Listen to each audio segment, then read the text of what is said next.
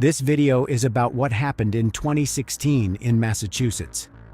On Sunday, August 7, 2016, 27-year-old Vanessa Marcotte was visiting her mother, Rosanna, in the small town of Princeton, Massachusetts.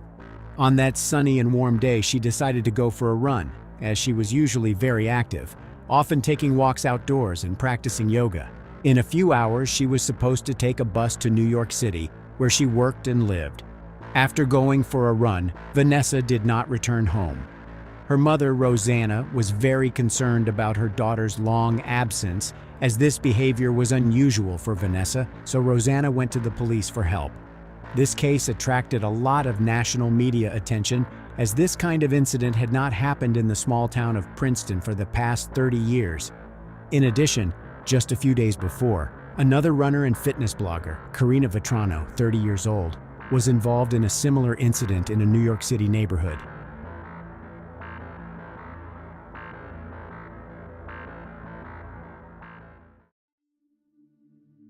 Vanessa Teresa Marcotte was born on June 17, 1989, in Leominster, Massachusetts.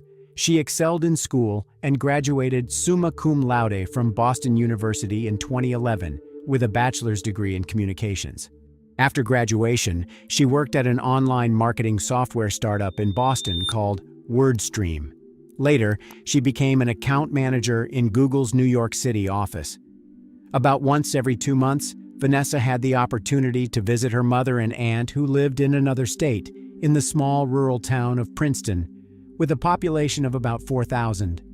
She was an only child in the family, so her mother Rosanna looked forward to every meeting and was happy when her daughter found an opportunity to visit her.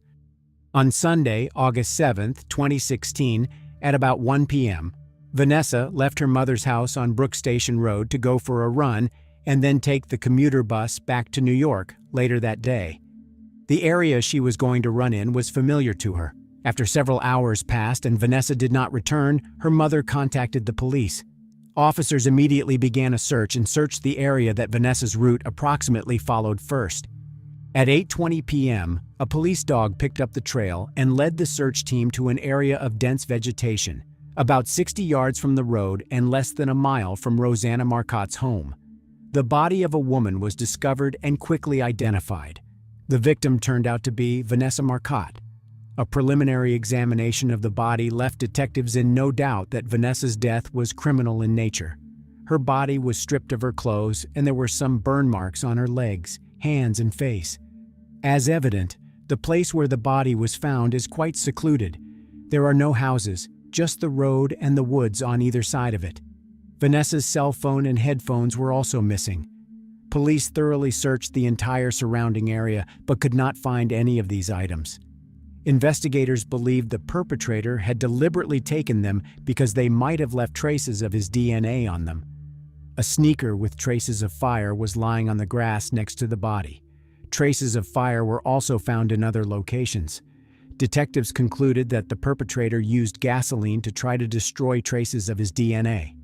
Forensic experts determined that the cause of Vanessa's death was strangulation. She fought for her life, and as a result, DNA from an unknown person was found under her fingernails. The fact that Vanessa's clothes had been taken off made the motive of the crime clear. To be brief, the medical examiners found evidence of male contact. The DNA samples were tested, but no matches were found in either the local or national databases. For the small town of Princeton, with a population of less than 4,000 people, this type of crime was completely uncommon, and therefore shocked the entire local population.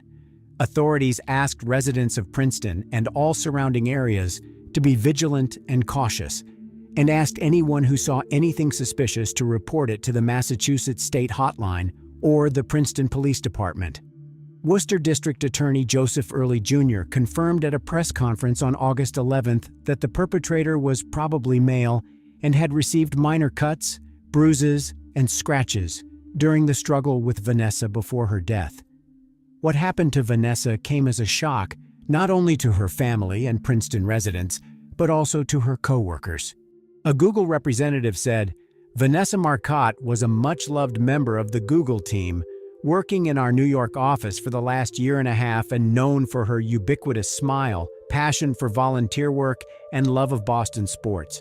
We are deeply shocked and saddened, and our thoughts are with her family and friends. Her alma mater paid tribute to her as well. "We're so terribly sad for her family and friends," said Colin Riley, the executive director of media relations at Boston University. "They're in our thoughts and prayers." Police initially considered a possible connection between Vanessa Marcotte's death and an incident a few days earlier in New York City involving another runner, Karina Vetrano. On August 2, 2016, in the late afternoon, Vetrano went for a run in Spring Creek Park in Queens, less than a block from her home. She ran alone despite her father's concerns. She was last seen alive after 5 p.m., just before she entered the park. After she failed to respond to repeated calls and text messages, Vetrano's father notified a neighbor, the police chief of the New York City Police Department, who began a search. Around 11 p.m., her father found her body face down about 15 feet from the trail. As in the case of Vanessa Marcotte, Karina Vetrano's body was exposed, and the cause of her death was also strangulation. Despite the similarities between the two cases, investigators did not think there was a connection between them. 6 months later, 20-year-old Brooklyn resident Chanel Lewis was arrested by police after his DNA was matched to the one found on Karina Vetrano's body. On April 23, 2019, Lewis was sentenced to life in prison without the possibility of parole. But who was responsible for Vanessa Marcotte's death? According to investigators, the person who took Vanessa's life either lived in or frequented Princeton, and most likely knew the area well. Detectives also believe that Vanessa Marcotte did not know the perpetrator and that their paths crossed accidentally.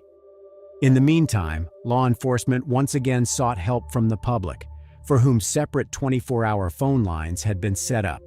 Eventually, an eyewitness reported seeing Vanessa stop outside a local convenience store for a drink of water after 1 p.m. on August 7th and was last seen walking and talking on her cell phone. Investigators believe the attack on Vanessa occurred within the next 2 hours from the time she was seen outside the store. Her phone was turned off at 2:11 p.m. and has not been turned on since.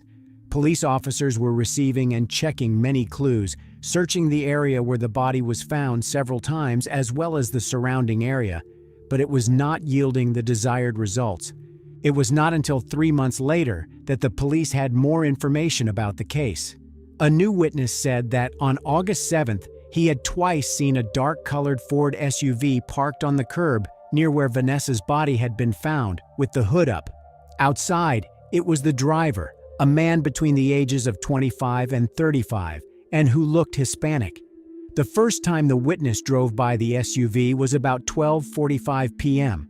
At that time, the driver was standing next to his vehicle and talking on the phone, and the second time the witness drove past the same location at approximately 2:05 p.m. The SUV was standing in the same spot, but its hood was down and no one was visible inside or near the vehicle. Authorities began searching for a Hispanic man who owned a black SUV and allegedly lived somewhere near Princeton. On February 23, 2017, more than 6 months after Vanessa's death, Worcester County District Attorney Joseph Early Jr. released additional details of the investigation, stating that the DNA found on Vanessa's body had been sent to a lab and a profile had been created. Based on the DNA evidence and witness testimony, the suspect was believed to be a Hispanic male, between the ages of 20 and 30, of athletic build, medium height, and with short or shaved hair. It was also believed that the suspect either owned or had access to a dark-colored SUV on the day of the crime and must have had visible upper body injuries within days of the attack. About 3 weeks later, a police officer patrolling the streets of Worcester County saw a man who matched the description of the suspect. This man was driving a vehicle identical to the one seen the day Vanessa Marcotte died. The police officer quickly wrote down the license plate number on his hand. After finding out the identity of the owner of the car, the police team went to the house where he lived. That man was the 31-year-old Angelo Colon Ortiz. Colon Ortiz, a Puerto Rican native who had no criminal history, was married with 3 children and had lived in Worcester for less than a year.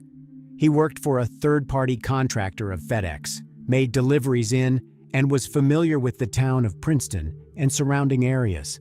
According to his Worcester neighbors, Colin Ortiz was described as perverted and often made vulgar comments to people in the neighborhood. A former female Princeton postal worker also said that Colin Ortiz often made crude comments in Spanish about her and other women to his coworker. When the police asked Angelo about Vanessa Marcotte, he stated that he did not know her. Furthermore, he could not recall if he was in Princeton on the day of the attack on Vanessa. He was asked to provide a sample of his DNA, and he agreed, signing documents indicating that he agreed to provide his DNA for analysis. It took some time for the lab to run the test, which showed that Colin Ortiz's DNA matched the one found under Vanessa Marcotte's fingernails. On April 15, 2017, the man was arrested and charged 3 days later. Prosecutors alleged that on the day of the crime, Colin Ortiz bought $5 worth of gasoline from a store 6 miles from the scene, and that the purchase itself was made at 2:35 p.m. This meant that by that time, Vanessa was already dead, and the man returned to the scene to try to destroy the evidence, namely his DNA on Vanessa's body. The district attorney argued that the DNA evidence was obtained through all the proper procedures that helped bring the charges. However, Colin Ortiz's attorneys claimed that their client's DNA sample was taken in an irregular manner. They cited that the language barrier prevented their client from fully understanding that he was not required to provide the police with a sample of his DNA, and Colin Ortiz stated that he did not know that he could have refused to provide one. In an affidavit in support of the motion to suppress, Colin Ortiz wrote that while he is a United States citizen, he was born in Puerto Rico and he does not speak, read, or understand English. Colin Ortiz wrote that on March 16, 2017, 2 big white officers from the state police went to my residence with someone else who spoke a version of Spanish that was strange to me. The trial dragged on for years, but eventually, on January 11, 2022, Judge Janet Kenton Walker denied the defense's motion to suppress the DNA evidence. Colin Ortiz did not plead guilty to the charge of taking a life of the first degree, but in a plea bargain, he pleaded guilty to deprivation of life of the second degree, a charge that carries a shorter sentence. He also pleaded guilty to the robbery charge, which carried a sentence of 20 years in prison. Prosecutors said Marcotte's family agreed to the plea bargain to spare themselves a harsh trial. We are thankful and pleased that the trial ended the way we always wanted it to, that this man will now be in a place where he cannot hurt anyone the way he hurt Vanessa, the Marcotte family said in a statement released by the district attorney's office. Let's keep this monster off the streets. I'll be dead long before he gets a parole hearing, Vanessa Marcotte's father said. Angelo Colin Ortiz, 36, was sentenced to life in prison in October 2022. He will serve 20 years on the robbery charge and then begin serving a life sentence, which includes a minimum of 25 years before being eligible for parole. That would make it at least 45 years in prison before parole eligibility.